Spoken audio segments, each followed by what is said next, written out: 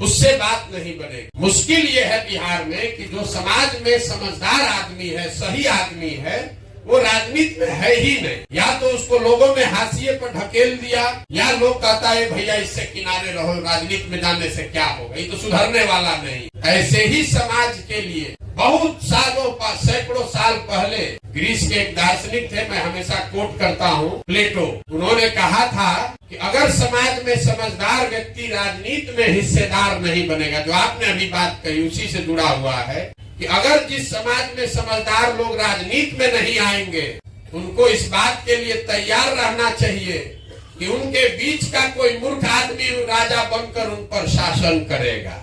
बिहार में वही हुआ है। पिछले 30-40 साल से जो भी पढ़ा लिखा समझदार है, नेतरहाट से पढ़ा हुआ बाहर जाके इंजीनियर बन गया, और जो यहाँ फेल हुआ वो यहाँ का राजा बन गया। इसीलिए ये दुर्दशा है।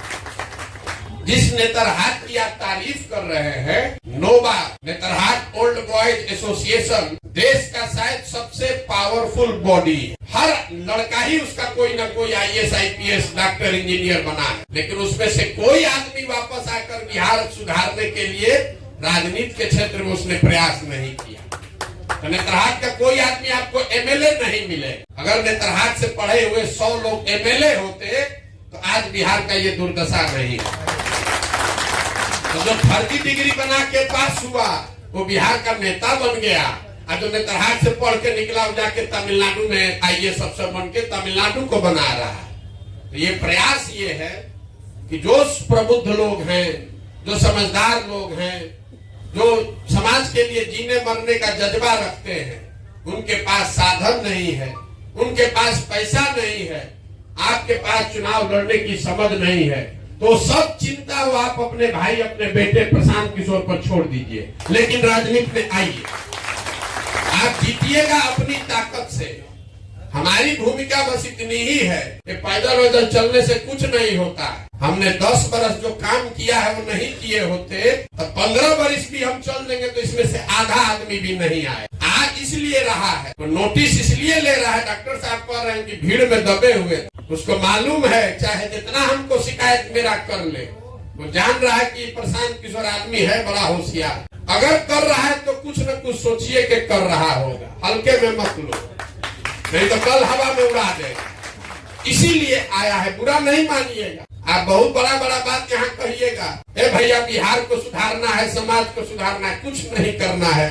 अगर हम 10 को चुनाव नहीं जीते होते तो 15 महीना हम पैदल चले या 15 साल पैदल चले, बिहार का आदमी उस पर भी हंसता, हम पर भी हंसता होगा। लेकिन हंसता है तो साथ में भी कहता, लेकिन भाई कुछ तो सोचे क्या आया होगा।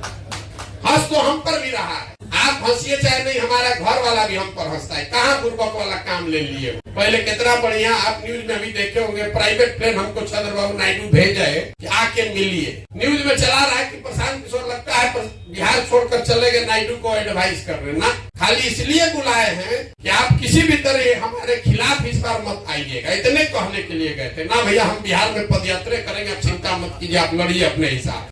इतना आंच है, काम का इतना आंच है, भ्रम आपको फैला रहा है। हम तो पदयात्रा कर रहे हैं। आज हमको न्यूज छपा है किसी मैगजीन में कि प्रशांत किशोर पदयात्रा रोक के चंद्रबाबू नायडू को मदद कर रहे हैं। तो हमको प्राइवेट प्लेन भेज के ये बुलाने इसलिए बुलाए थे कि हम इतने आपसे चाहते हैं कि आंध्र प्रदेश में आप वापस मत आइए, हम लोग चुनाव जीत जाएंगे। हम जीत जाइए, हम कहाँ आ रहे हैं, हम तो वहाँ पदयात्रा कर रहे हैं, आप घबराइए नहीं, यही कहने गए।